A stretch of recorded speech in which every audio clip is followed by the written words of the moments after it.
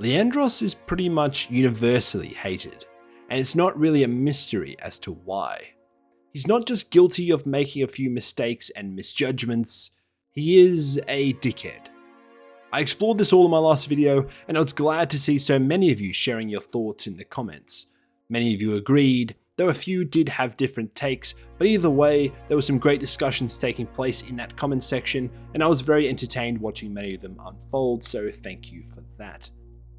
At first I hadn't planned on making a follow-up video on this, but the more I thought about it, the more I realised that it could be interesting to dive deeper into a point that I raised, even if in doing so, I'm poking a sleeping bear and risking stirring up an age-old debate.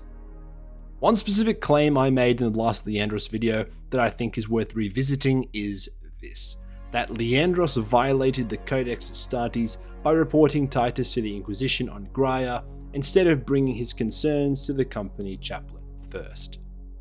Some of you challenged this, pointing out that without a specific quote or reference from the Codex itself, my statement can't be verified and is basically just another piece of headcanon that has gradually spread through the community over the years. And that's a fair and interesting point. It's true, there is no 10,000 page PDF of the Codex readily available for us to comb through to see just how wrong Leandros was in doing what he did. But here's the thing, by that very same logic, while we may lack definitive proof that Leandros explicitly violated the Codex in this instance, there's equally no proof that he followed its teachings, if that makes sense. And either way, his actions, I believe, still at the very least betrayed the Codex's spirit and intent, even if we shouldn't say that he broke it directly. What we do know about the Codex is that it is huge and incredibly comprehensive, to put it mildly. That level of detail suggests to me that it would outline protocols for handling almost any conceivable scenario that an Astartes chapter might face, including how to handle suspected corruption within its ranks. Now, we also know the Codex is, at its core, a doctrine of order that emphasizes strict adherence to the chain of command, regulations, protocols, and clearly defined roles. The hierarchy within Astartes chapters, therefore, isn't just there for formality, it exists to maintain the integrity and autonomy of the chapter, and one of the most critical roles within any chapter is that of the chaplain. When a brother Astartes is suspected of falling into corruption, it is the chaplain's duty to assess the situation. We know this too. Equipped with the knowledge and insight necessary to determine whether an accusation is substantiated or merely the result of paranoia or misunderstanding, the chaplain has both the ability and the authority to act accordingly.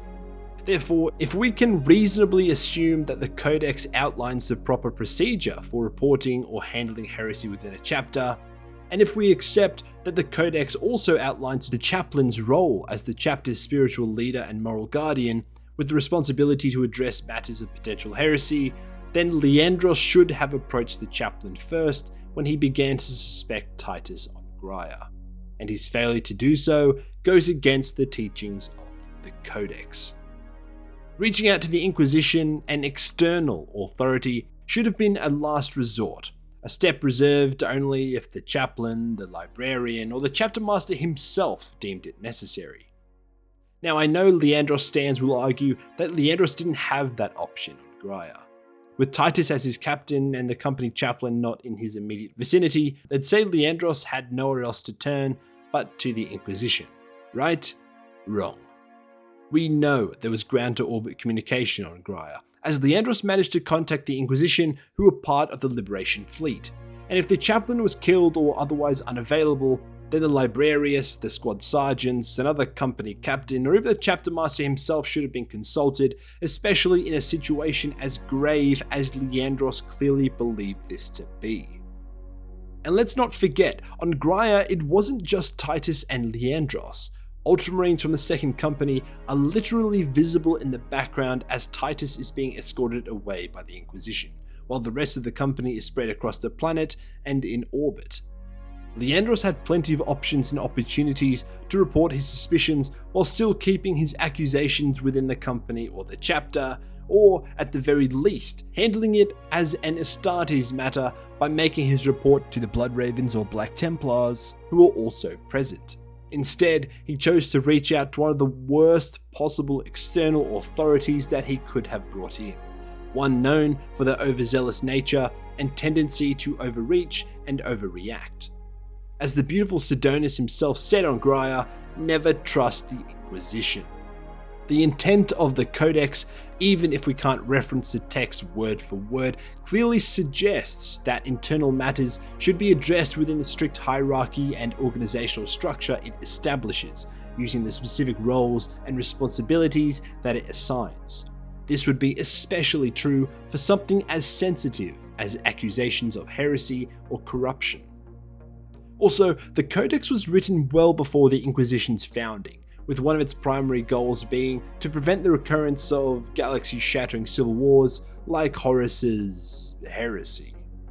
It can't hold instruction or guidance on reporting heresy to an external authority like the Inquisition because it literally didn't even exist at the time of its creation. Unless if we consider Malcador's Chosen or something similar, but even then that would be questionable. In bypassing the chaplaincy and all other seats of authority within the chapter entirely, and immediately involving the Inquisition, Leandros fundamentally misunderstood, or worse, ignored this key aspect of the Codex. The chapter is supposed to be everything in a Marine's life. Their loyalty to it should be absolute. So while Leandros might not have outright broken a specific line of the Codex on page 2559, his actions at the very least undeniably went against the ethos and spirit of the Codex. What Leandros did wrong wasn't being rightly concerned about the extremely close brushes with the warp Titus had and survived, it was throwing him to the Inquisition over it and doing it so quickly and seemingly without thought. Especially considering that on Graia, Leandros witnessed firsthand how agents of the Inquisition, like Drogon, can be exploited by chaos just as easily as anyone else. A reality that should have left him at least wary of involving the Inquisition in any case. Leandros ignored the chain of command and violated the hierarchies established in the Codex. He disregarded the authority and responsibility of the chaplaincy, the librarius, the chapter master, and his battle brothers by introducing external oversight far too quickly. He risked exposing the chapter to external scrutiny and potential political ramifications, nearly tarnishing the legacy and reputation of the Ultramarines and the Primarch Guilliman himself, while jeopardizing not only his own life by association with Titus, but also the lives of his battle brothers and those who fought alongside them, including Lieutenant Mira, the 203rd Cadian Regiment, and maybe even the Titan Invictus and Legio Astroman.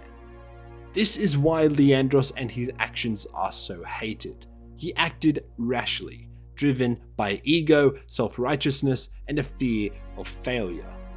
He thought he knew better than everyone else and disregarded the very systems his Primarch established to guide the chapter, systems that he claimed to uphold. In doing so, Leandros acted against everything the Codex stands for, against the very heart of what it means to be an Ultramarine. So maybe I did misspeak in the previous video, maybe I didn't.